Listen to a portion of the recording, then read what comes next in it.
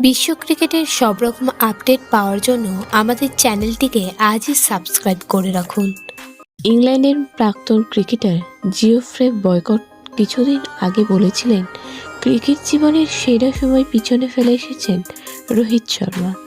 ভারতীয় দলের অধিনায়ক অবশ্য মনে করেন, গত কয়েক বছর ধরে ক্রিকেট জীবনের সেরা সময় কাটাচ্ছেন তিনি।